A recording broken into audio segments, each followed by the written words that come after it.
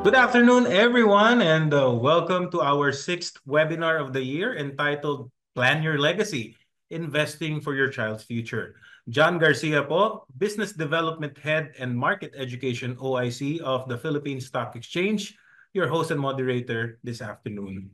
Napaka-timely ng ating webinar, no? Ng ating topic. Kasi kaka-start pa lang ng school year, so karamihan sa inyo medyo fresh pa mula sa gastos ng tuition. So, paano ba natin mas mapaghahandaan ang mga mahaba-haba pa, lalo na yung mga maliliit pa mga anak, ang mga mahaba-haba pa at marami-rami pang gastusin when it comes to our children's future. So in a few minutes, pag-usapan natin kung bakit nga ba mahalagang mag-invest para sa inyong mga anak at kung paano nyo to pwedeng simulan. So dahil mga magulang ang nasa webinar na ito, we have invited credible speakers who are active investors or seasoned market professionals. And of course, at the same time, mga magulang din sila. So ang una nating speaker, siya ay investing since 2013. So ibabahagi niya ang kanyang mga real-life experiences at dividend investing strategies.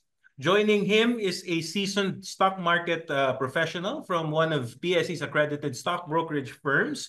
Tatalakayin naman niya kung paano masisecure ang financial future ng inyong mga anak. So, maraming mga financial products na pwede kayong pagpilian tulad ng mga dividend-paying stocks. So, malalaman nyo kung paano kayo makakapag-invest. Ipapakita niya rin kung paano nyo ma-access ang mga financial products na to sa kanilang online at mobile trading app. So very very interesting ang ating discussion ngayong hapon, kaya wag po kayong bibitiw. Samahan niyo kami in the next hour. Gawin nating interactive ang session. Huwag kayong mahiyang magtanong. No? Meron po tayong Q&A box para sa mga Zoom viewers natin. You can type your questions in our Q&A box. Para naman sa ating Facebook Live viewers, you can type your questions in the comment section. Before we get started, here are a few reminders. This webinar is recorded. Only the speakers and their presentations will be visible throughout this session. Ensure that your internet connectivity is stable and refrain from opening multiple browsers or downloading any programs to avoid disruptions during this learning session. Your microphones are disabled. However, this should not affect your ability to listen to our speakers. Please remember to check the volume control of your device. Like I said earlier, we enjoin everyone to actively participate during the live Q&A segments. Participants in Zoom may type their question in the Q&A box, while Facebook live stream viewers may type their questions in the comment section anytime during the webinar. Just a short disclaimer, this webinar is for educational and informational purposes only. This should not be construed as a professional, financial, or investment advice or recommendation from the PSE or our guest resource speakers. Before we get started, let's have a short survey para naman lalo natin makilala ang mga manonood natin ngayong hapon. Saka para ma-practice na rin kayo sa pakikipag-interact sa atin. So, simulan na natin. 3 question lang naman. For our first poll question, ano ang pangunahing dahilan kung bakit ka nag-i-invest or gusto mong mag-invest para sa iyong mga anak? So, pipili tayo rito. Pambayad ng matrikula at iba pang gastusin sa kolehiyo. Pambayad sakaling magkaroon sila ng malubhang sakit. Pangpuhunan sa sarili nilang negosyo or investment. Pamana para sa kanila. Or para turuan sila at an early age sa kahalagahan ng pag-i-invest. So, yung mga Zoom participants natin, pili lang po from the choices and click submit. For our Facebook live stream viewers, para mas madali, either A, B, C, D, or E. Na lang ang inyong i-type sa comment section. All right. Let's give them some time to respond. Medyo marami tayong attendees this afternoon. Napaka-interesting kasi ng ating topic. Si Etcheng Ovlak or Calvo sa Facebook, all of the above daw ang kanyang dahilan. Wow, talagang napakahuwarang magulang. Napakabuti ni Cheng. All right, let's see the responses. Okay, 48% ng ating respondents or participants in Zoom nag-i-invest daw para turuan ang kanilang mga anak sa kahalagahan ng pag-i-invest. Wow, very good. 29% naman ang nagsabi ng pambayad ng matrikula or panggastos sa college, gastusin sa college, yung college fund. Mahal magpaaral sa college. 13% para sa sarili nilang negosyo or investment ng mga anak nila. 9% naman ang nagsabi pamana para sa mga anak at 1% naman sakali lang. Wag naman po sana magkaroon sila ng malubhang sakit. All right, next poll question. Ano ang pinakamalaking hadlang sa pagkakaroon ng investment portfolio para sa iyong mga anak? Una, may mga pinagkakagastusan na kasing mga ibang bagay, no? Nagpapaaral ng kapatid or pamangkin or nagpapatayo ng bahay, etc. Kaya, kumbaga, marami ng ibang priorities kaya hindi makapag-start ng investment portfolio para sa mga anak. Or marami pang kailangang bayarang utang. Oh, this is a reality for everyone, ano? Or nagbibigay pa ng tulong sa mga magulang, no? A typical Filipino culture or Asian culture, I would say. Inuuna ang mga pag-iipon para sa emergency fund. Okay, so just respond A, B, C, or D para sa ating Facebook live stream viewers. And sa Zoom naman, select and submit lang. All right? Okay, we're still getting responses in. Let's give them a few more seconds. Okay. Okay, let's close the poll and share the results with everyone. 52% ng ating mga Zoom attendees, ang sinabi nila ay may mga iba pang mga pinagkakagastusan. While 25% inuuna ang pag-iipon para sa emergency fund, which is of course very important. So ipon muna bago mag-invest. 14% naman may mga kailangan bayarang utang. And 9% nagbibigay pa ng tulong sa mga magulang. Yung mga nanonood naman natin sa Facebook, ang mga response nila ay A. So may mga iba pang pinagkakagastusan. Okay, for our third and final poll question today. Ito, madali lang, A or B. Alin ang mas gusto mo? Magbukas ng Entrust for or ITF account para sa investment na nakalaan sa iyong anak? Or magbukas ng pangalawang account na nakapangalan sa iyo pero ang investment ay para sa iyong anak? Okay, so sa hindi nakakaalam ng kung ano yung Entrust for or ITF, i-explain yan sa atin ng ating guest speaker later. Alright, napaka-active ng ating mga participants, no? Ang mabilis pumapasok ang mga sagot sa poll survey. Okay, let's close the poll and share the results with everyone. 62% ay gustong magbukas ng ITF account para sa kanilang mga anak. While 38% naman ang nagsasabi na magbubukas na lang sila ng pangalawa nilang account na sa kanila na pa rin nakapangalan at yung investment sa account na yon, sa pangalawang account na yon ay para sa kanilang mga anak. O ito na naman si Etcheng sa pang-invest. Meron ng pangalawang account, may ITF pa. Sana all, sir. All right. As of now, let's check how many live attendees we have both on Zoom and Facebook. Hey, over 200 are joining us live this afternoon. So thank you so much to all parents who chose to invest their afternoon with us. So sana mas dumami pa ang ating mga attendees. Napaka-interesting at relevant ng ating topic for today. Without further ado, kilalanin natin ang ating mga bisita ngayong hapon. Our first speaker has a unique and inspiring journey in the world of Philippine stock investing. Napakatalino po ni Kuya John. He was a high school valedictorian and also graduated cum laude from the De La Salle University with a Bachelor of Science in Computer Science degree. So driven by a passion to teach, he uses his YouTube channel, which he started, I think, only in 2023, to help his fellow Pinoys avoid the same mistakes when it comes to investing and prepare for the best future they can achieve. Outside of work, si Kuya John is also a loving father to his son. So let's Welcome si Kuya John later, but also joining Kuya John, oh my gosh, this is a John afternoon. So is the co-founder and CEO of Dragonfly Securities. He is a University of Chicago Booth School of Business graduate with over 20 years of financial markets experience.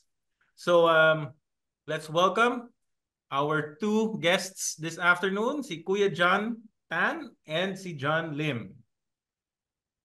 Good afternoon, Hello. guys. Good afternoon, everyone. Good Thanks for attending.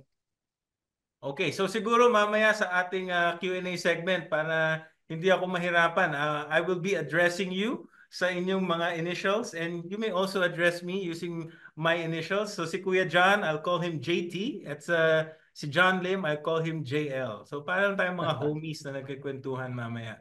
Okay, so mauuna mag-present sa atin si JT followed by JL. All right, Kuya John, the floor is yours. Take it away. Ayan, no? So, the next slide ko. Outline po muna, no, para alam niyo kung ano yung pag-uusapan or i-discuss ko po, no, sa inyo. So, of course, you always start with why, no? So, why invest in stocks for your kids? And this is very important kasi hindi lang po pera ang reason kaya tayo mag-invest sa stocks, and I will tell you kung ano pa yung ibang reasons, no? And of course, hindi namin kayo iiwanan na okay, invest in stocks pero wala ka namang framework na susundan. Dapat meron kang framework na susundan when you start investing in stocks, at yun ang ipepresent namin sa inyo with dividend investing. Kasi matagal na kami nag-uusap din, no? Nag-sharing kami ni John Lim. And we find, no, nag-agree kami pareho na for retail investors, mga Filipino, no, average Filipino like you and me, dividend investing is the best, no? At i-explain po namin sa inyo later bakit siya ang the best para sa inyo at bakit siya mag-fit, no, sa investment strategy po ninyo, no? Ipapresent ko lang po, no? My child, the name of my child is Tonton, and he has Down syndrome, so special child po siya. And so meron siyang learning disability, no? And he is the love of my life. And kasi his mom passed away, no, noong 2020. And sorry, mali yung na-type ko po dito, no? And so alam niyo po, no? Doon pa sa hindi pa po parent, no? Sometimes akala ninyo you understand what is love, but wait until you become a parent, then you will really understand something beyond pa na doon sa nararamdaman nyo ngayon. When you become a parent, lahat gagawin mo para sa anak mo, no? Minsan, no, pagod ka na stress ka na, pero hindi mo nararamdaman yung pagod mo. Every morning, very, very passionate ka na pumapasok sa trabaho, nakitiis mo lahat ng bagay kasi mahal mo ang anak mo, di ba? So, magiging part na rin po, no, na reason na bakit kailangan po magtiyaga at mag-aaral pa kayo ng something new ngayon, stock investing, no? Ngayon time na ito. So, una, i-explain ko po sa inyo why invest in stocks for your kids, no? So, next slide po, please. Okay, so, the reason, isang malaking reason bakit kailangan nyo mag-invest sa stocks is because it's accessible. No? Sa panahon po natin ngayon, 2024, madali na po magbukas ng account, no, with brokers like Dragonfly. And of course, yung stigma po na investing in stocks is sugal, hindi po siya totoo. If you have the right framework, if you have the right mindset, hindi skill-based po siya, and it's very, very rewarding, no? Kaya po nagsa-seminar po, no? Sila PSE, sila Dragonfly about investing is because malaki po yung possible na maging reward po, no, sa mga Filipino families. Napakaganda po talaga ng potential when we invest in stocks. Kaya po nandito rin po sila and they're doing their best, no, para i-educate po tayo kasi konti pa lang po ang nag-i-invest sa stocks, so, sa mga Pilipino. It's very easy po to start, no? Hindi siya sugal at maganda po ang kita po nito, no? Compare po sa iba pong asset classes na makikita po ninyo sa market. Next slide po, please. And reason number 2, outsourcing your investment is not optimal. Ako po, very, very vocal po ako na hindi po ako fan ng mutual fund. For the reason po, no, lalo na po dito po sa Philippines, medyo mataas po talaga ang fees, no? Nagre-range po yan, on the average, magre-range po yan ng 2%, no? So, Kuya John, 2% lang naman, maliit na bagay yun. It's not, no? When you start computing po kasi, pag nag-compute na po kayo, no? 2%, no? Pag pin-reject mo po yan in 20 years, kalahati po ng possible na maging profit po ninyo ang nawawala po sa inyo, no? So, malaki po ang mawawala po sa inyo. So much better, no? Na mag-DIY po kayo or mag-do it yourself, no? Start, opening accounts sa mga brokers and start investing yourself po, no? Ayan. And of course, no, ngayon may bago po kasing mandate po, no, na lumabas na ini-implement po ng maraming brokers na po ngayon, like Dragonfly, sila po ang nauna po dito, na wala na pong minimum commission fee, no? This is a game changer. Kasi pwede ka na pong mag-diversify ng portfolio mo at hindi po masyadong malaki ang gagastusin po ninyo, no? So that's very, very important po. Next slide po, please.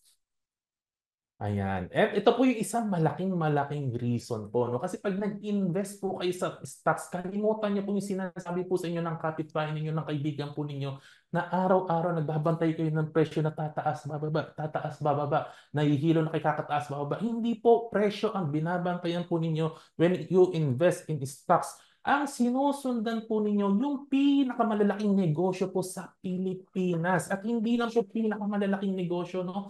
Pinag-aaralan po ninyo yung pinakamalalaking negosyo po sa bansa natin na ano po, pinatatakbo po ng pinakamagagaling na negosyante sa buong bansa. So ito po ang sinusundan po ninyo when you start investing in stocks.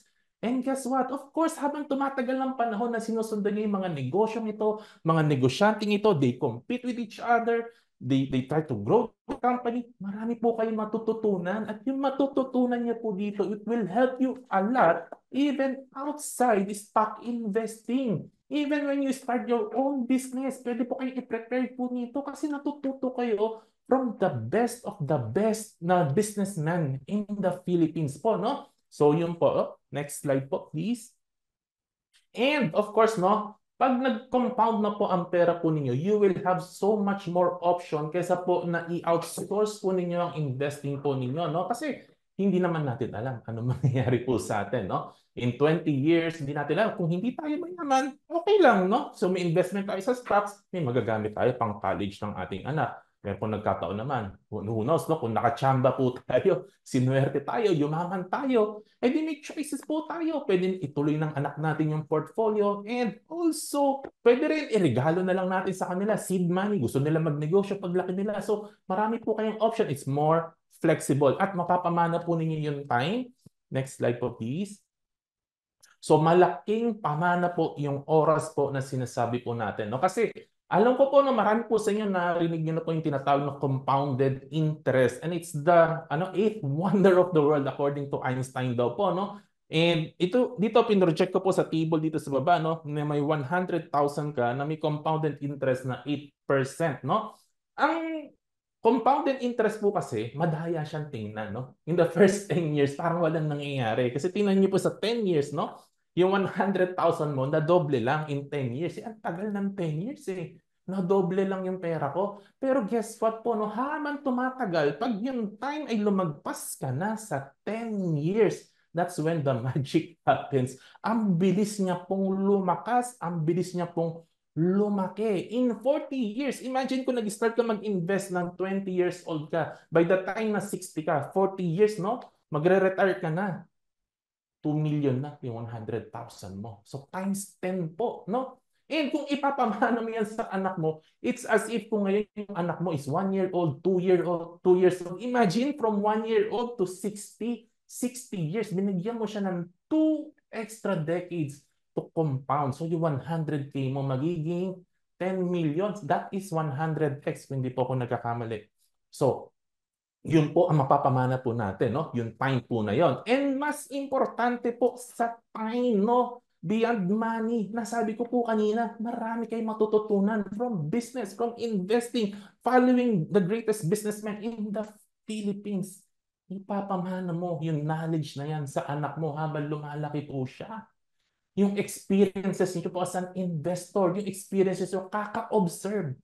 Yun po ang ipapamana po ninyo most importantly. At yung pamana po na yan, na education na yan, hindi tinuturo sa school yan.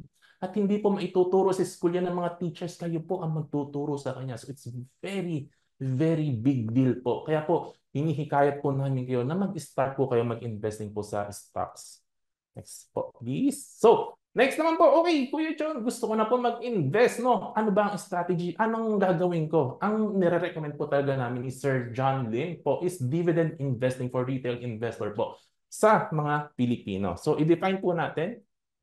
So, okay. So, konting background na po, no? Kasi in the past po, no? Kasi alam naman po ng mga personal friends ko, no, that I'm really into investing in stocks. And marami pong lumalapit sa akin in the past, no? Kuya John, gusto ko mag-invest sa stocks. Tinataboy ko po sila. Sinasabi ko sa kanila, huwag kayo mag-invest sa stocks. This is a very, very dangerous place, no? Pwede kang mawalan ng pera sa stocks, no? Kasi you need a lot of passion to survive in this investing. Kasi nung in the past, wala akong framework eh. Ako kasi pwede akong walang framework kasi yung passion ko talaga nandun eh. Pero now I discovered dividend investing. Doon ko po masasabi po talaga sa inyong lahat, no?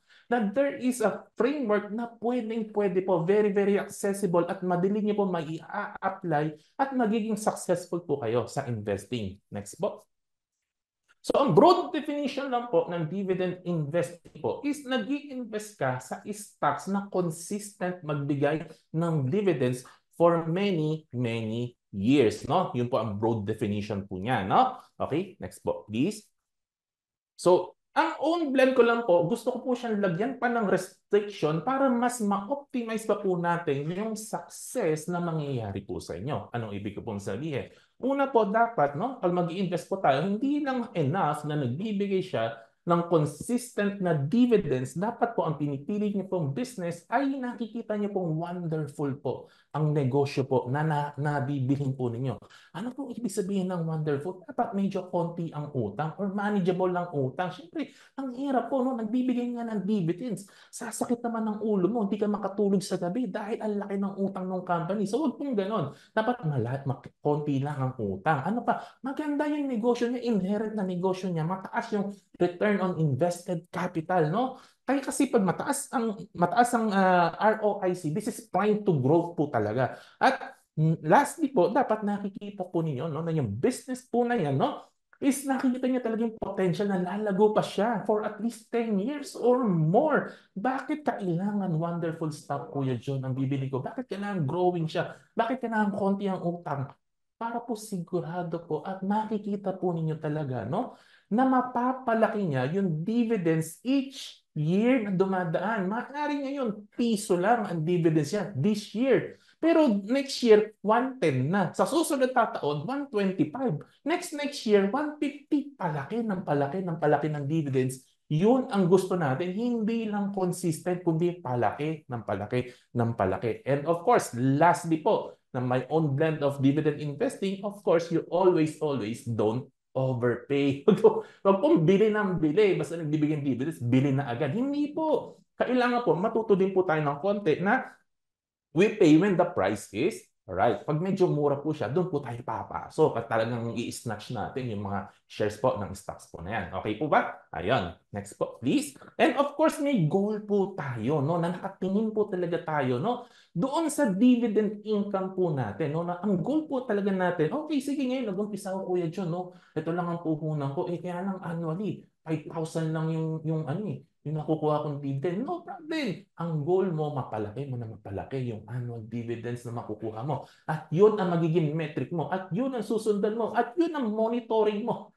sa portfolio mo, no? Para po nandun talaga no, goal-oriented ka sa pag-invest. At meron ka talagang guideline, no? Nakikita mo talaga kung nawawala ka na sa landas o nasa landas ka pa, no? Alright, so yun po. Next po, please. Ayan. So yun na po, no? Sana nagustuhan niyo po yung sinabi kong dividend investing. Pero dito na po tayo papasok sa susunod. Bakit? Dividend investing. Number one po, hindi po muna pera. Kasi marami po sa atin mukhang pera. Ang number one po talaga dyan, you have to catch fundamentally sound companies. Defensive po tayo as an investor. Ayaw po natin mawalan ng pera. So dapat po, defensive po tayo. Ang reason na nagdi-dividend investing po tayo para fundamentally sound talaga ang nabibili nating company. Kasi po pag wala po tayong fundamentals po, sugal po ang ginagawa natin. Bili ka na ng bili ng ticker symbol. Hindi po ticker symbol. Ang binibili mo, negosyo po. Sa stock investing, negosyo po, no? And investing po is a process of elimination. Sobrang dami pong stocks. Hindi po worth ng time natin na titingnan natin, pag-aaralan natin. Hindi po ganon. Eliminate ka ng eliminate lahat ng pangit. Itapon mo. Yung maganda lang ang pipiliin mo, no? So yan po, dividend investing that you catch fundamentally sound companies. Okay? Next po, please. Ayan. So bakit fundamentally sound, Kuya John, pag dividend ang stocks, no? Pag dividend stocks ang binibili mo? Kasi po, kaya nga nakapagbigay yan sa'yo ng consistent dividends kasi proven na.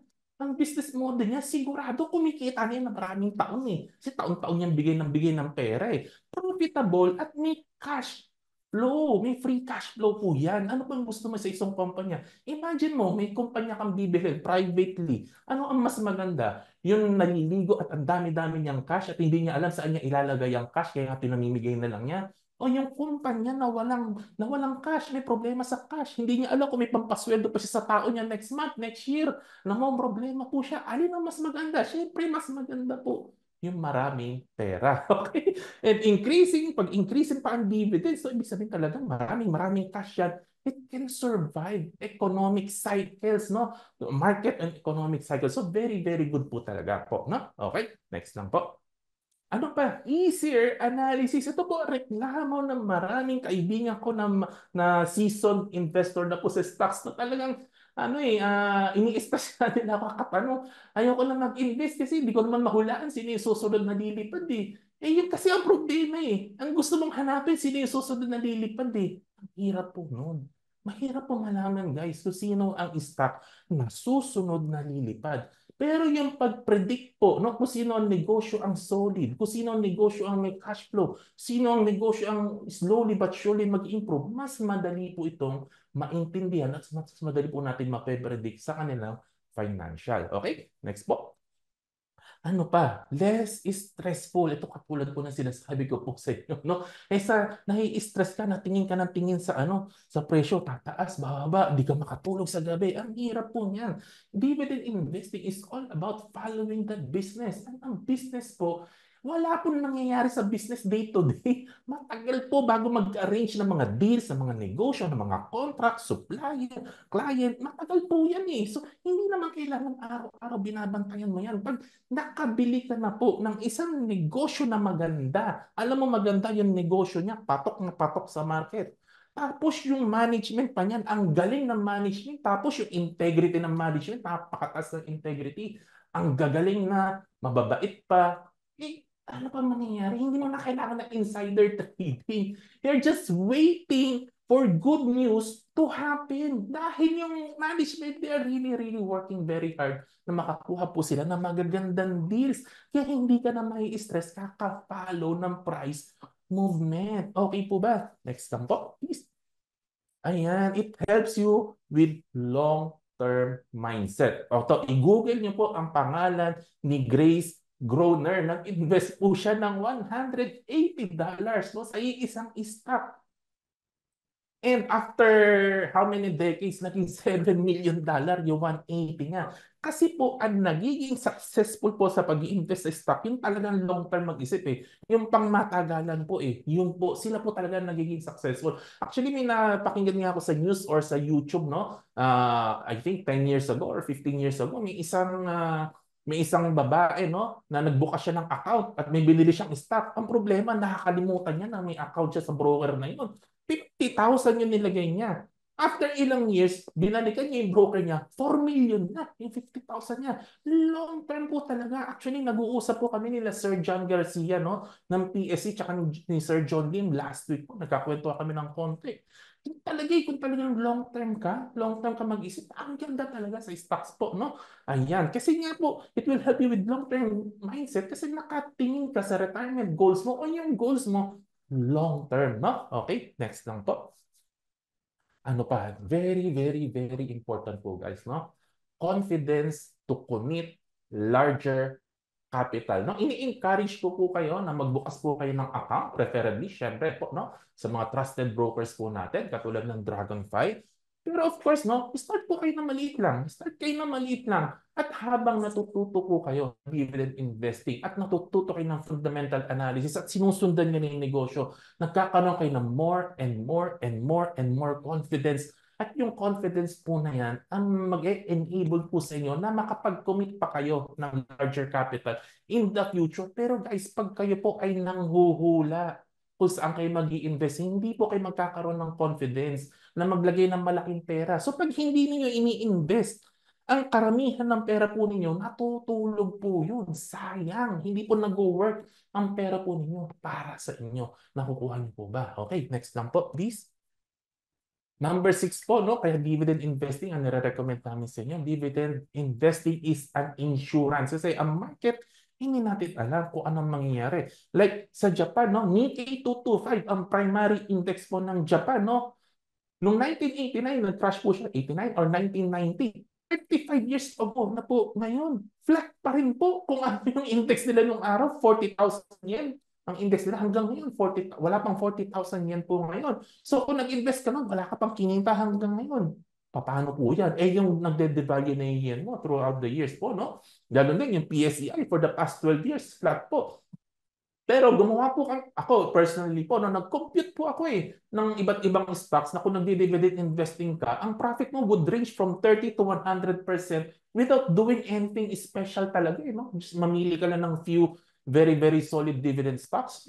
Yung profit mo sa PSE, no, for the past 10 years would have been between 30 to 100% or even more, depende kung gaano ka kaswerte. It will be very, very good for you. No? And syempre, dahil maliit po ang PSE, very, very prone po sa value trap. Kung hindi po nyo naiintindihan yung value trap, basta gamot po sa value trap ang dividend investing. Next po, please.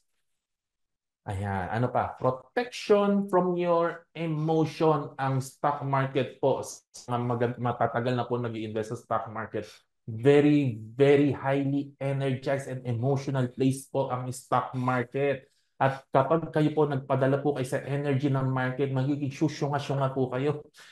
It will lead to poor decisions such as buying high and selling low. Ganun po kung hindi niyo yung expertise. Lalo na hindi niyo expertise ang technical analysis at magpapadala kayo sa emotion niyo, lagot po kayo. And dividend investing, dahil nga nakakatanggap ka ng dividends, no, mas secure ka, mas long-term ka, napoprotect ka sa emotions mo. Kasi very, very important po kapag nag-i-invest kayo, utak po ang pinapagana, hindi po puso. Parang love life po yan. Utak, hindi puso. Okay? Ulitin ko, utak po, hindi puso. Okay? Next po, please.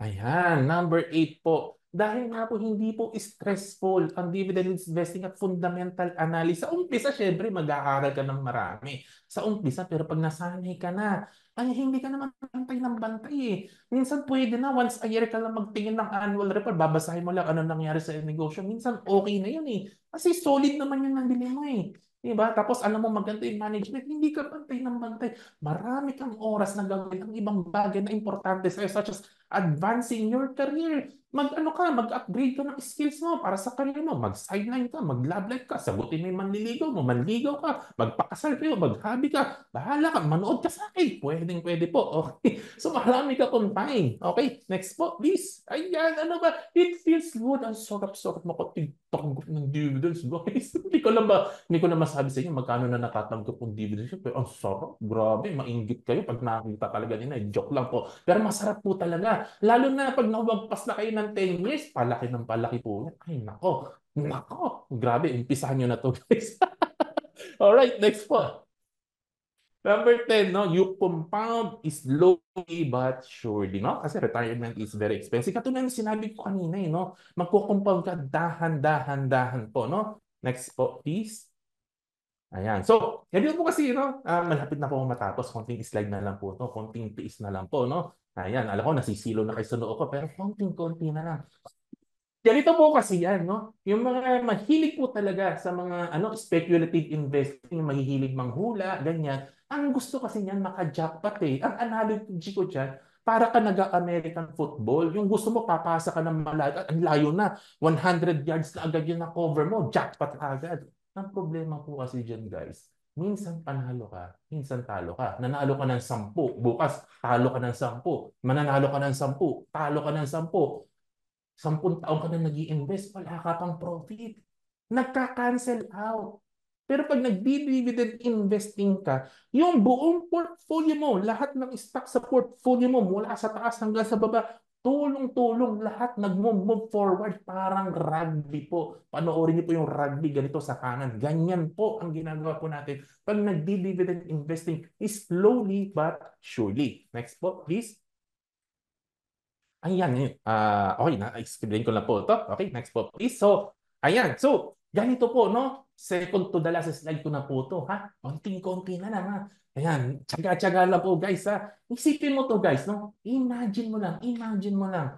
Growing stock yun na bili mo. Lumalago siya ng kusa. So, ibig kong sabihin, by itself, yung pera na nilagay mo sa isang stock na growing, lumalago na siya. By itself, tama po ba? Number two, binibigyan ka ng dividends na nire-reinvest mo. Dalawang factor na to ang nagtutulungan para yumaman ka. Number three, tuwing sahod mo, nagtatabi ka pa ng pera na ini-invest mo. Tatlo na ang nagtutulungan para yumaman ka. Number four, yung dividend stock na binili mo, palaki yung dividends na binibigay sa'yo. Apat na factor po ang nagtutulungan para yumaman ka. Kaya meron po talagang pag-asa. Kayang-kaya po yan, no? Hindi lang po talaga natin masyadong maramdaman in the first 10 years. Pero guys, trust me, no? Magbukas kayo ng Excel, magbukas kayo ng spreadsheet, no? Try to calculate, no? 4 factors po ito na nagtutulungan. Napakaganda po na magiging pag-asa po natin. Next slide po.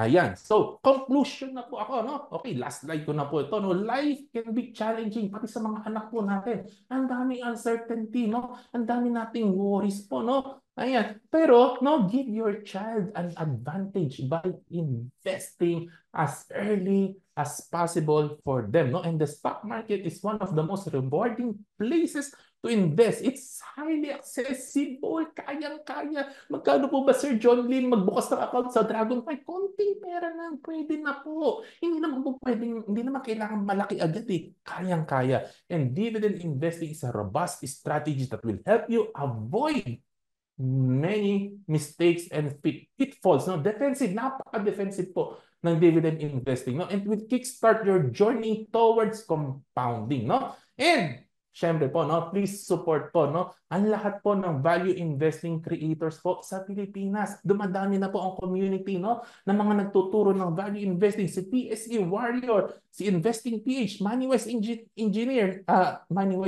sorry.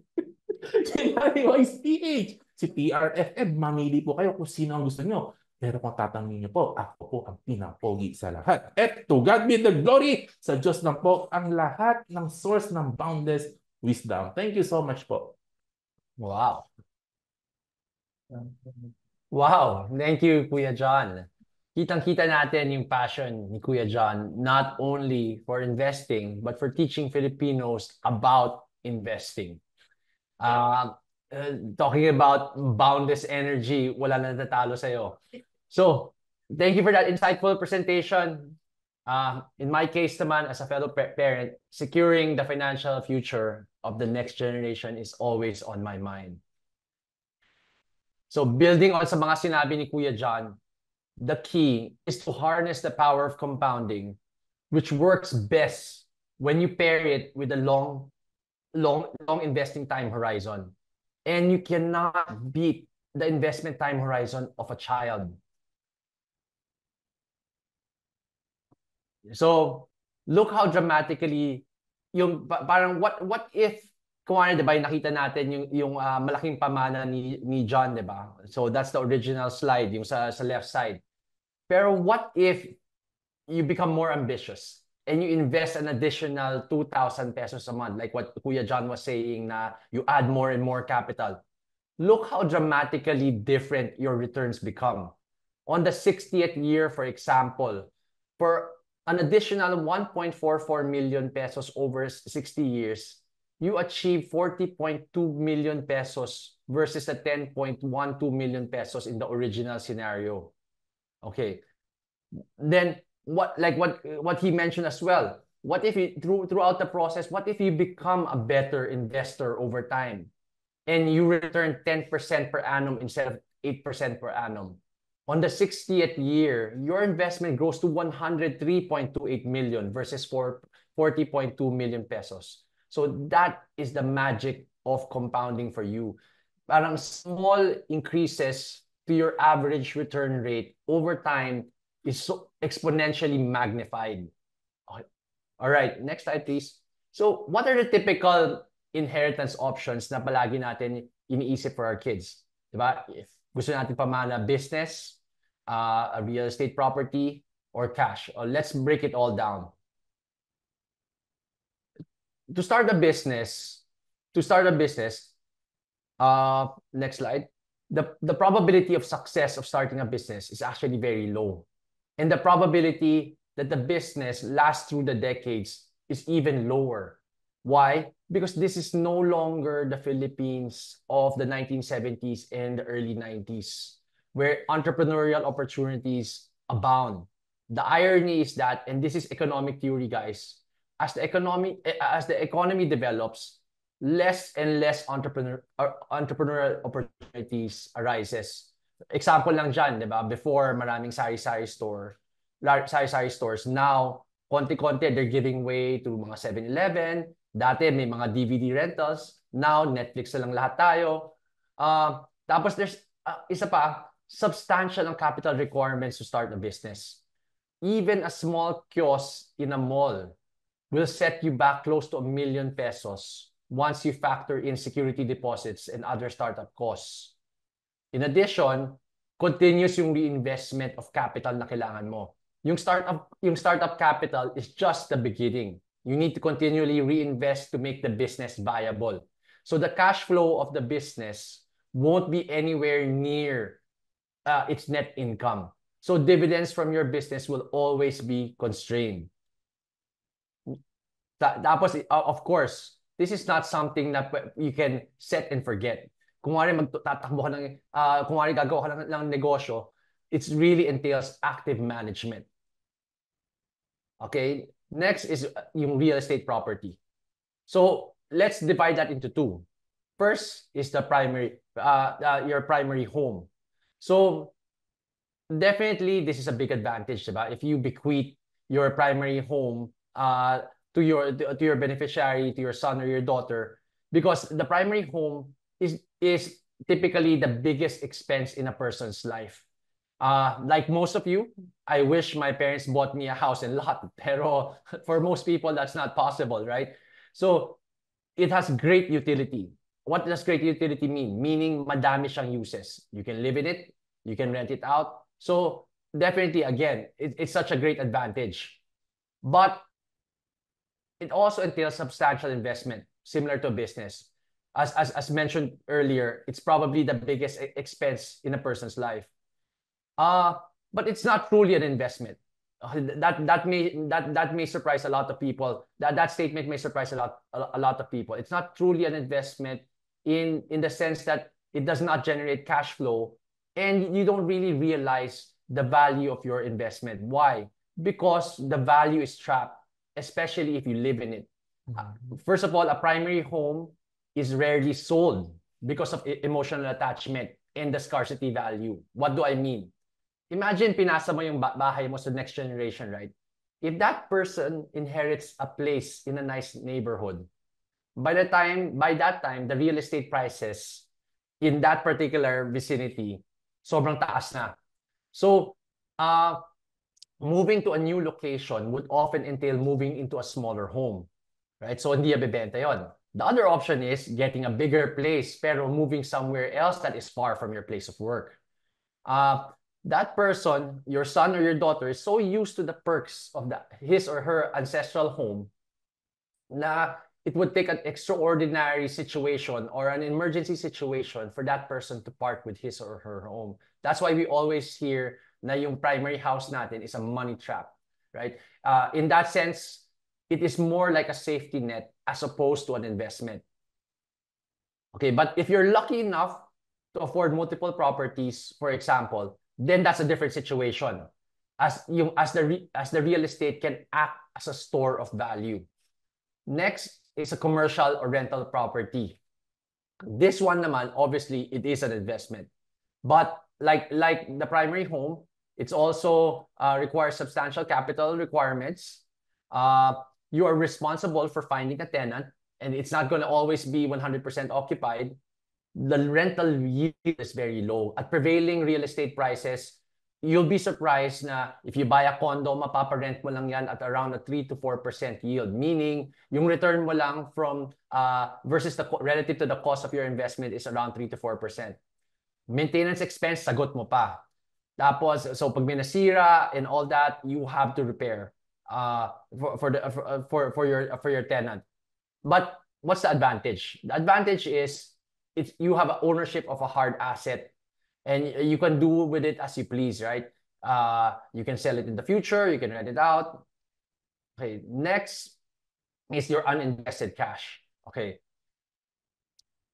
Uninvested cash kept in your savings or checking account actually erodes over time. Why? So your 50,000 pesos, for example, at a 3% annual inflation rate is only worth 27,684 after 20 years. That's the adverse effect of inflation on your money. So what's a great alternative?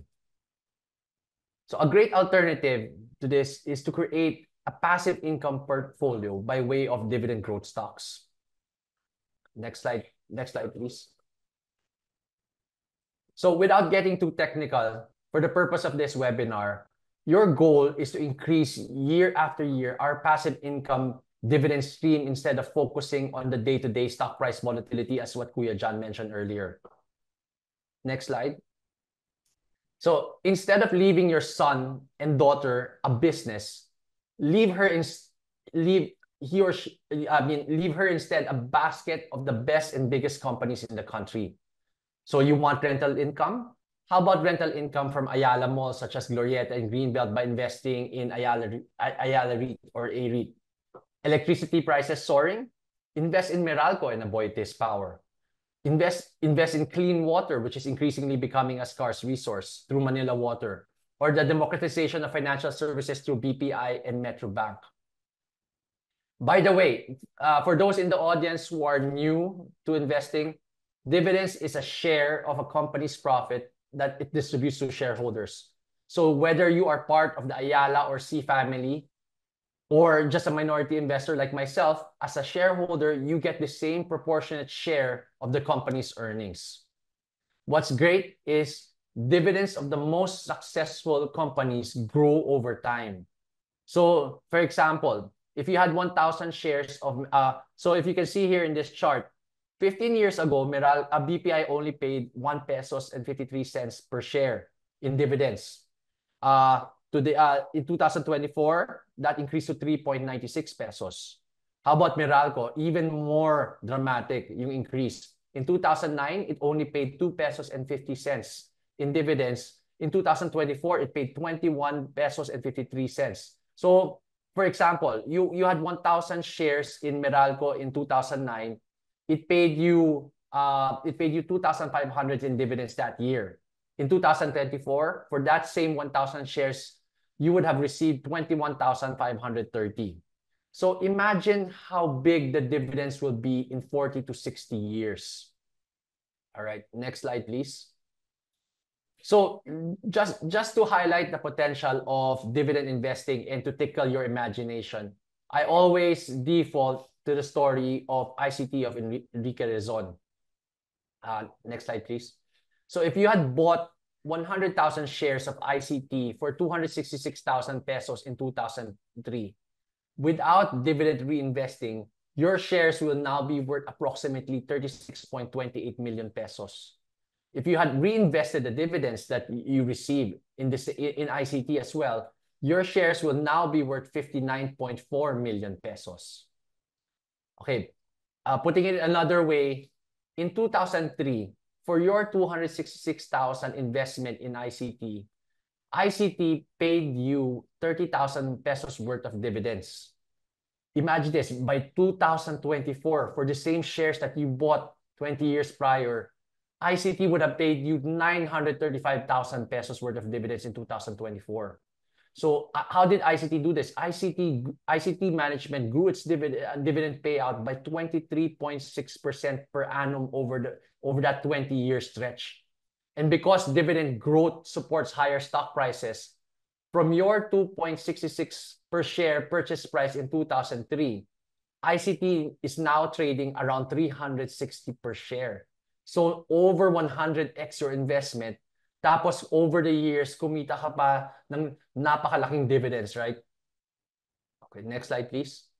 So, okay, now going to the topic at hand. How do you open an ITF account? So ITF stands for in trust for account. So it's easy. It's very easy. Please download Dragonfi 2.0 in iOS and in Google Play. So open and fund your account. No need for physical documents. By the way, Dragonfi is the only brokerage right now in the country that's approved for eKYC. So it's similar to opening a digital bank. You can do everything online. And you, if you open an ordinary account, not an ITF account, you can actually open and fund your account in as little as 15 minutes. But in an ITF situation, if you open an Intrust 4 account, we have to verify the documents of your beneficiary, which entails manual approval. Next slide, please. So basically, you just tap to register. Once you download the account, you complete the necessary personal information. Tap, I want to be a beneficiary. Tap, I want to add a beneficiary under Intrust 4 section.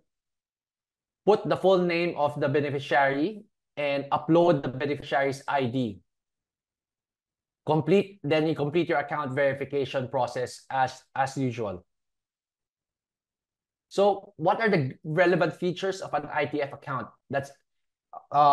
So with an ITF account, you can transfer to your beneficiary when he or she becomes 18 or above without incurring additional trading fees. If it's not an ITF account, you have to sell the shares and buy it back for your son. So that would incur additional commissions. Not yet done. So process is started by submit. So you can easily transfer the account to your beneficiary by submitting a written request to effect the transfer. So the primary account holder, by the way, reserves the right to the timing of the transfer to the beneficiary. So what does that mean? So you can actually maintain control of the asset at your choosing. So let's say you can actually still hold the asset for as long as you please. Let's say you can just transfer the assets, the ITF account to your beneficiary when you're in your 60s or in your 70s. That depends on you. In the event that the problem is, in the event that the primary account holder passes away before effectively transferring the ITF account, the account shall automatically go to the estate of the primary account holder. That means your heirs need to submit an extrajudicial settlement, an EJS document, or a proper court judgment, resolution, or order to be able to transfer the asset. That's why it's really beneficial to transfer it way ahead of time. Next slide, please. So we understand that in Dragonfi, we understand that a lot of people are intimidated by investing and you don't know where to start. And we know this. So what we did was we designed Dragonfi to be an inclusive community of investors. So in Dragonfi, we started what's known as the investing club, where I actually manage a real money model portfolio, passive income portfolio. As an account holder, you will receive trade alerts before I buy and sell anything. You will receive analysis and research and education. Next slide, please. So as of August 13, 2024, we started the portfolio around November 29, 2023. So year to date, we're already up around 25.83%. Next slide, please. So you don't only need to learn from us. What we did was we embedded the content of Kuya John and other creators like Kuya John, so you can watch and learn from the country's top financial literacy creators from the comforts of the Dragonfi app. If you want a personal touch, you can book a Goal Getter program where you can consult with me before starting in your investment journey. Basically, that's it for on my end. Thank you. We now open the floor to your questions. All right. Thank you very much, Kuya John and John, JT and JL. Napaka um, information-filled and enlightening ang inyong presentation, ano. I really enjoyed listening kay Kuya John. And actually Unrivaled. pati yung mga participants natin may mga may Yeah. mga comments kanina eh. They enjoyed the presentation. So ayan, marami na rin tayong mga questions in the Q&A box, and for those participating in or watching us in the live stream, you can also type your question in the comment section. Okay, so the focus ng discussion natin is really about dividend investing. Pero aside from stocks, um, meron din mga ibang may mga ibang investment instruments din out there na nagbibigay din ng mga returns sa kanilang mga investors. May question tayo from an anonymous attendee, and anyone can take this. What are the pros and cons of investing in dividend stocks or say real estate investment trusts versus investing in say the likes of Pag-ibig MP2 or investing in cooperatives? You want to take it? Oh, sure. Sige. Yeah. Pero if you want, Kuya John, you Okay. can Siguro, start. I will start and then you can add more. All right. Yeah. Sounds good. Okay. So, Okay. like for example, I'm more familiar with Pag-ibig MP2, no? So, ang pros ng Pag-ibig MP2, it's safe. Yeah? Kasi it's government backed, and then yung business model behind it is very, very solid.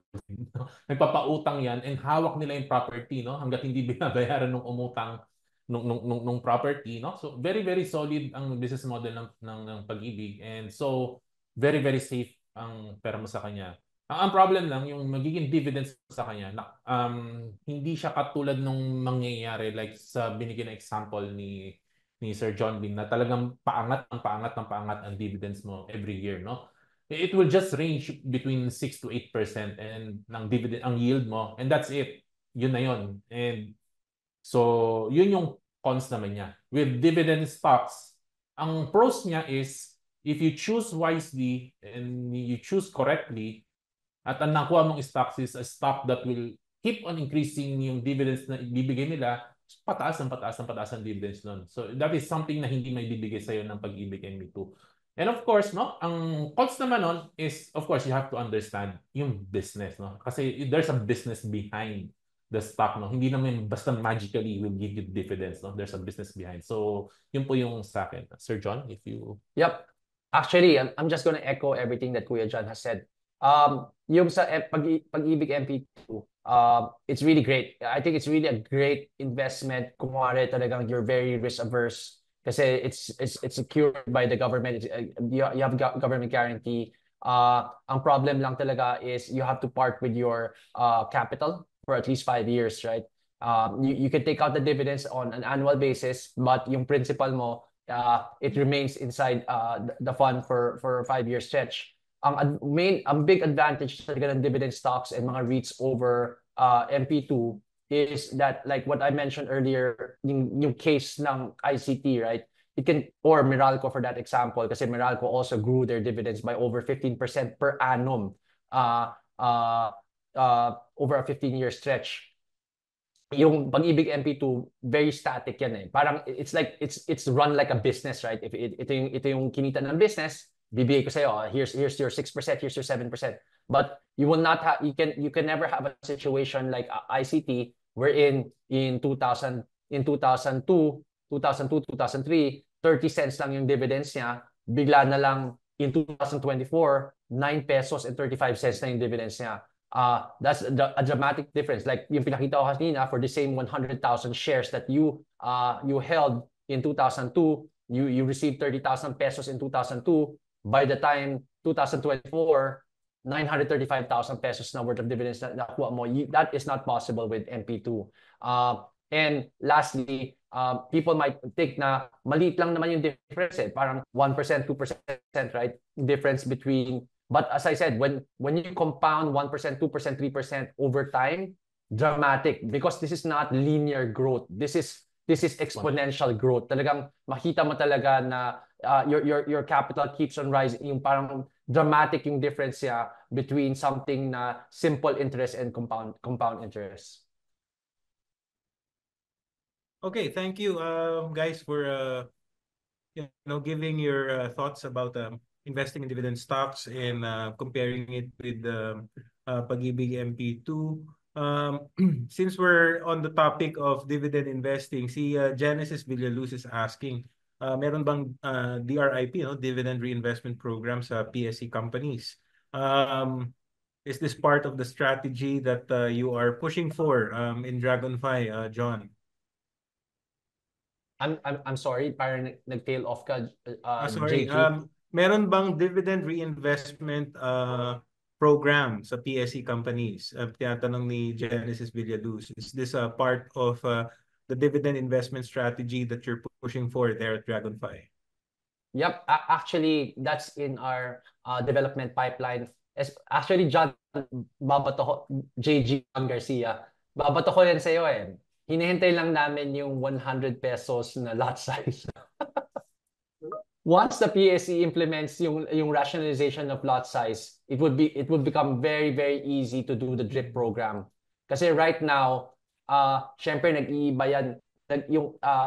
It's hard to implement drip program pag iba-iba pa yung mga lot size requirements ng companies. Kasi baka yung dividends na natanggap ninyo, hindi siya kasha for one board lot share. I mean, board lot, right? So, but once the PSE under the auspices of Mr. John Garcia, once they finally launch yung rationalization of lot sizes nila, this will be very easy to do for Dragonfly. Okay, glad that you mentioned it, JL, John. Kasi there's a question from an anonymous attendee. To capture Filipino investors, it's addressed to me, to capture more Filipino investors, do you have any plans or update on investing stock through fractional shares or yung fractional trading? So that's the initiative that the PSE is working on right now.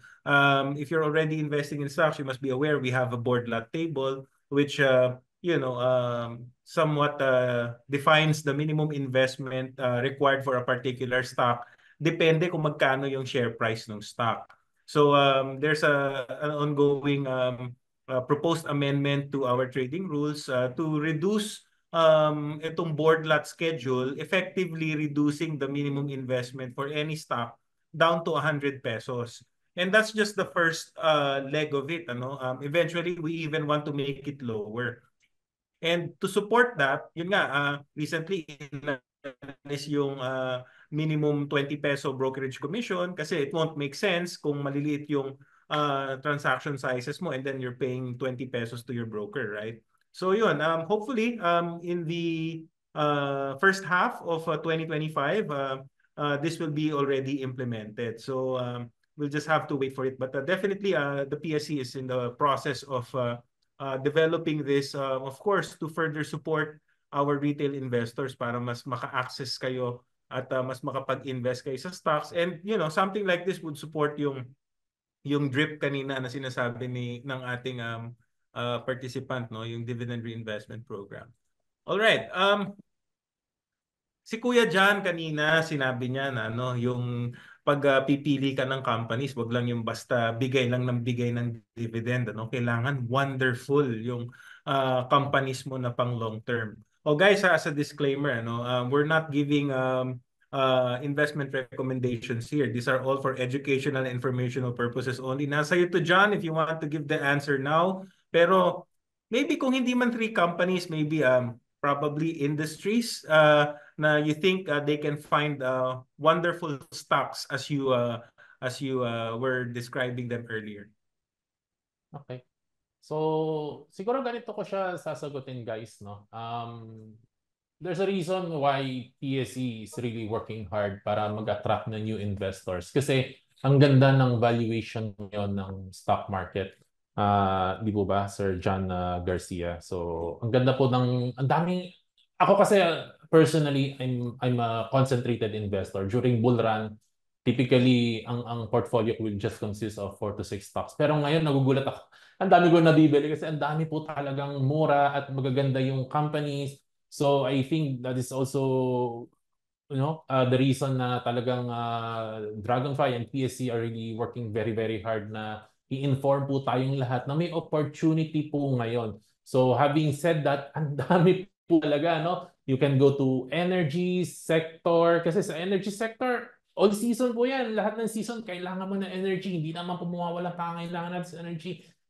All the time, every time, kailangan po natin ng energy, no? Retail, marami po magandang stocks po sa retail, no? Kasi syempre, mas madali po, mas accessible po sa ating investor, maintindihan po ang retail kasi may perspective po tayo. Consumer tayo eh. 'Di ba? Bisa pag lumabas ka, alam mo kung ano ang mabenta eh, no? So may mga ganun po tayong insight, no? So marami po tayong makikita and ini-encourage ko po kayo na mag-start po kayo magtingin-tingin din po, no? Konting aral po ng financials din po, no? Siguro para hindi kayo ma-disappoint, bigyan ko lang kayo ng mga konti, no? Mga Lucio Co stocks, very very good. Although maraming may ayaw kay Lucio Co, kuripot daw, pero I feel Lucio Co is a very, very pragmatic businessman. Sobrang solid niya magpatakbo ng business. Talagang very pragmatic siya. So gusto ko yung mga stocks ni Lucio Co. And of course, mga alak na stocks. Nagulat ako kasi kahit nung pandemic, no? Kahit nung pandemic, pinagbawal po, no? Ng past administration ng mga alak. Pero grabe, lumipad po. Kumita ba rin ng mga alak, hindi napigilan ng mga Pilipino. Alam na, no? So, ganun eh. So, and then pag titingnan po ninyo, no, ang konti ng utang ng mga alak stocks, halos wala pong mga utang po, no? And ang ganda po ng mga returns nila, ang invested capital. They don't need a lot of capital just to grow, no? So, yun po yung mga masasabi ko po. Thank you, Kuya John. Thank you So po. ito, isa sa mga poll survey answers kanina, yung why are they investing? Why are the parents investing for their child? And ang isa dyan is pamana para sa anak, para turuan ang anak, para on the value of investing. Ito, wala akong inputs dito, wala pa akong anak, pero para sa dalawang parents natin na nandito, mga resource speakers natin, si Carlo Angeles is asking, when do you think is the right time or age for your child to start learn investing? Sige, John Lim muna and then Kuya John. Okay, sounds Okay. good. Okay. So actually, ako right now, my son is already 14. I'm actually starting to teach him about the basics of investing. It's really important. Bakit? Investing is about getting yung 10,000 hours in yung repetition parang to learn. So I've just felt na it takes around 3 market cycles, meaning a bull, bear, consolidation, bull, bear, consolidation. So that's around mga 10 years So I feel that 14 is the right time. Mga around 12 to 14 is the right time to teach them. Obviously, pwede mo na silang turuan earlier than that. But sometimes what I saw was yung from the point of view of my son, nahirapan siya. Pag yung parang pre-algebra pa lang inaaral niya, hindi pa niya maintindihan masyado yung mga concepts. But pag around 12 to 14, nakita ko he started picking up na yung mga investing concepts, and the goal is by the time na 22, 24 years old siya, talagang meron na siyang experience and he has yung skill set niya medyo mas further along na. About you, Kuya John? Do you agree? 14 years old?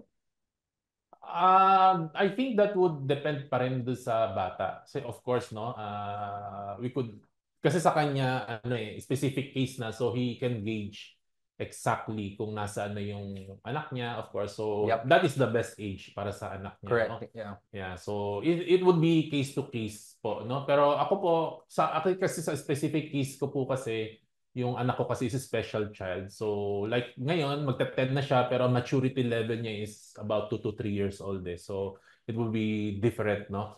Pero if I would have another child, of course, no, I would start teaching him the value of money as early as possible. As early as 2 or 3 years old, alam ko na sa kanya the value of money. And as soon as he can learn math, then I would start teaching him the basics. Maybe not of investing, but of course, looking at numbers, interpreting numbers sa financial statement. I would teach him as early as you could understand math, arithmetic, I would try to start, no? Maybe not stock investing, but explaining how businesses works and things like that. Okay, thank you guys for that. John Lim, in your presentation earlier, I saw in the slide when you were talking about the app and opening an account, it's only 1,000 pesos minimum to open an account.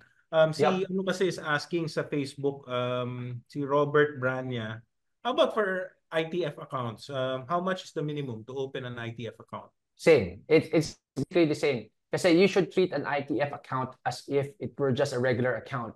It just has the feature na in the event that you want to reassign the brokerage to your beneficiary, you can without any tax implication and without additional fees. Okay. Here's a nice question in the webinar chat from Genesis Ule regarding the ITF.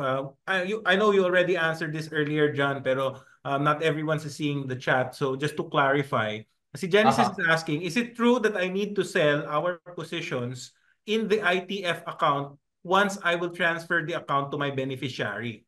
So and if Nope. that is true, then parang back to zero lang yung investment ng anak ko once mag-18 na siya.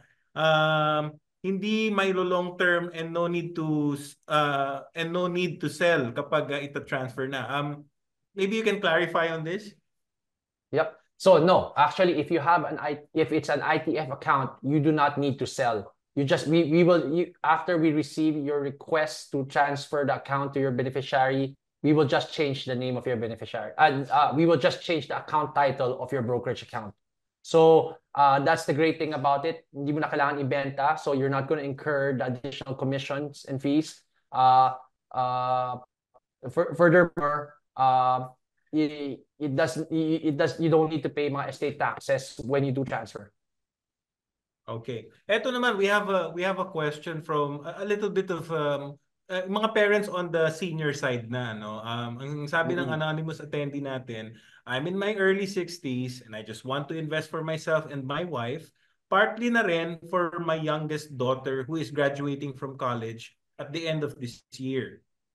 Now the question is it late for me to enter into dividend investing?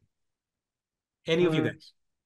You first, sir. I could start to answer this, no? I would answer it with a story, no? Do you know Magic Johnson? He's one of the greatest point guards in the history of basketball in NBA. And there's this one game that they are down by 20 points and 2 minutes na lang ang natitira sa time clock. And Magic Johnson, hindi niya binabato ang bola. He is still calling plays, setting up plays methodically. So, that is just 2 minutes remaining, guys, no? Before mag-end yung game. And still very, very patient setting up plays. Basta bato ng bato ng bato. And I would advise the same, no? Regardless kung kailan ka mag-start ng investing, hindi ka pwedeng reckless. You have to be methodical. So, what I'm saying is, it's not too late, no, to invest. And also, to add to that, hindi rin natin alam, no, kung gaano kahaba ang buhay natin. So, I would advise, no, na to take care very well of our health para humaba ang time na nag-invest tayo, humaba ang time na nagko-compound tayo. And of course, no, humaba din po yung time na ma-enjoy po natin yung wealth na na-accumulate po natin. Okay, oh, sorry. I was answering a question. About ikaw, JL. I was answering a question. I was answering a question in the chat. Sorry. No, actually, so mas nuance yung answer for this particular question. If you're in your 60s, dapat naturally age-based investing, dapat mas like yung investment mo. So from growth stocks, mas na-transfer siya to dividend stocks. But even in that universe, dapat mas maliit na siya na portion of your overall investment. What do I mean? There's a rule. It's called the rule of 110.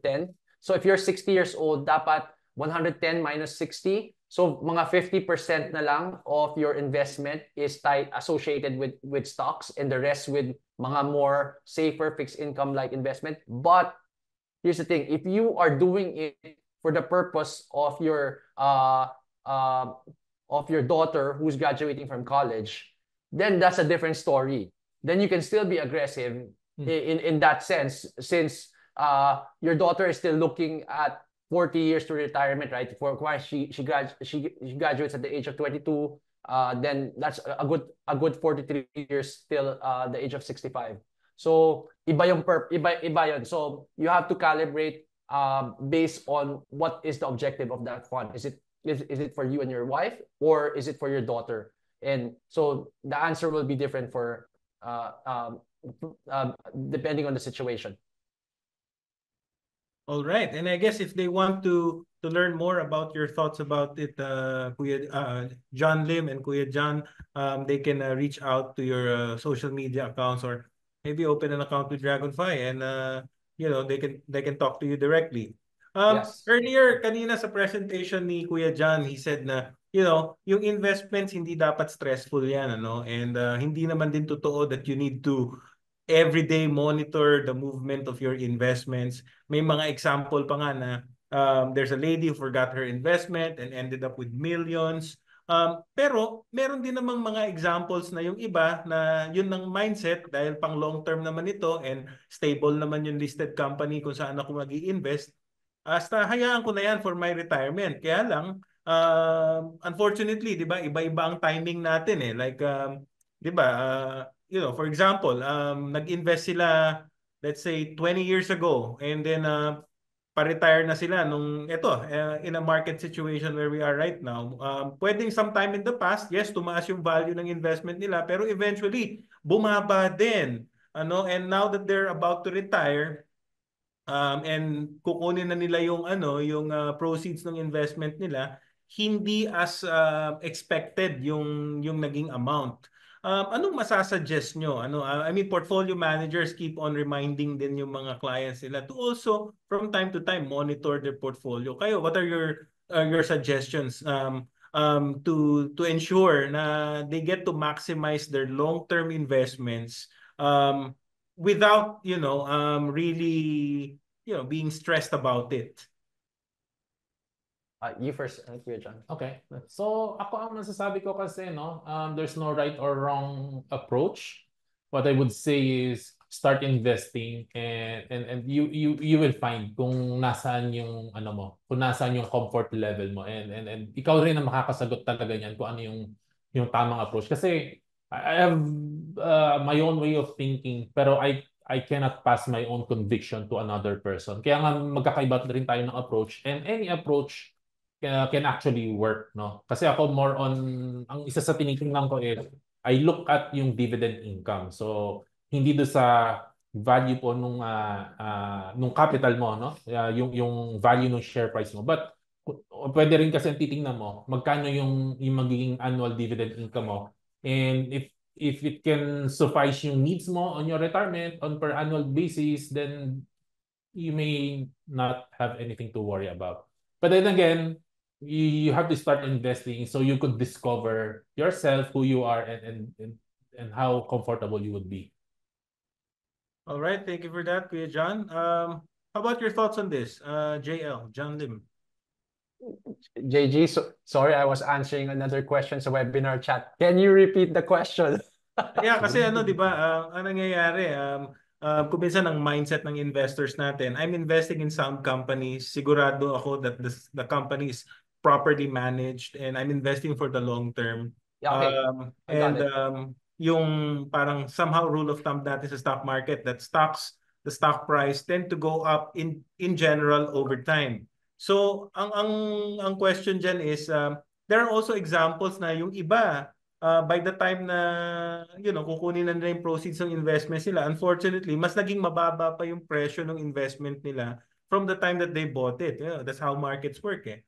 So how can they avoid this without really stressing them out? How they can monitor their portfolio regularly without stressing them out? Okay, that's actually an excellent question. So ako personally, in my case, I do not believe in buy, hold, and pray. It's always buy, hold, and homework. What does that mean? You really do have, kasi when you're investing in a dividend stock, you always have to think of three things: dividend safety, the growth, and margin of safety. So I don't want to get too technical because nasa Q&A tayo. But the way you do it is dapat every quarterly report ng mga companies, because companies report every quarter. You have to see if your investment thesis is still valid. Because para makita mo if let's say for example, may binili kang company because you expected such and such and such, but bigla na lang na invalidate yon sa mga earnings pronouncement niya, yung fundamentals ng company nag-deteriorate, then you have to act. But this also goes to the point of that is why it's important to diversify within and across asset classes. Hindi ka pwede overly concentrated, pero hindi ka rin pwede over-diversify.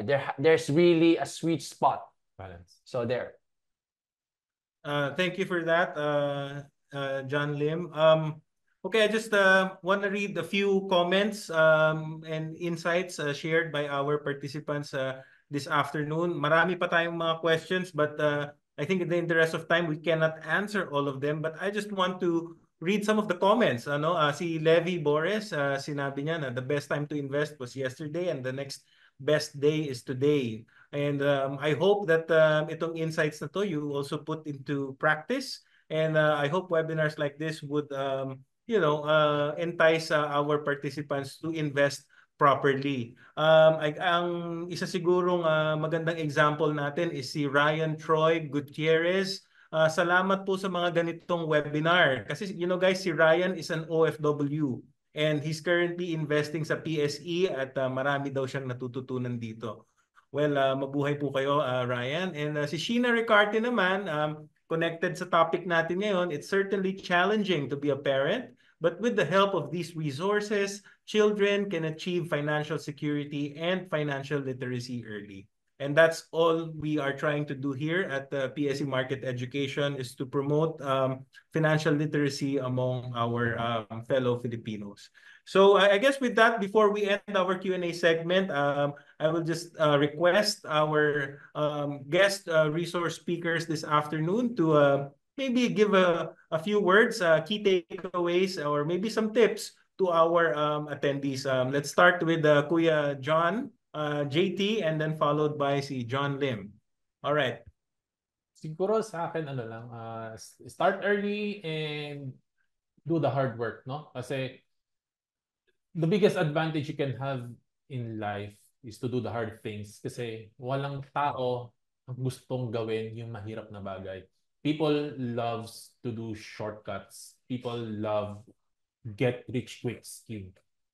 But if you focus on doing the hard thing, you focus on studying na right now, start your homework na, mag-aral ka talaga mabuti, and start investing today, then it will do wonders sa future mo. Mahirap talaga yung nangyayari sa mundo, no? And how to prepare our retirement, how to prepare our kids. But if we do our best, and then I really feel na God is on our side, and God will help us.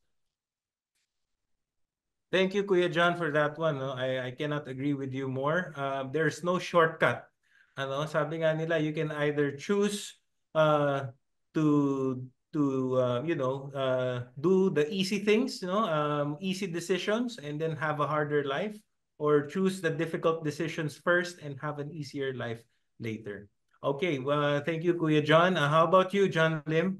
Key takeaways for our participants this afternoon. My key takeaway is this is really a perfect webinar. That's why when Kuya John came up with the idea, talagang I was really excited, because as I always say, talaga the power of compounding is really when you have a long time horizon. Secondly, perfect talaga yung sinabi ninyong dalawa na there's no shortcuts. Actually, a while ago, diba, I gave an example of if you compound it 8%, if you compound it 10%, the sobrang dramatic ng difference. That's why you have to start early, not only for yourself, but for yung mga beneficiaries nyo.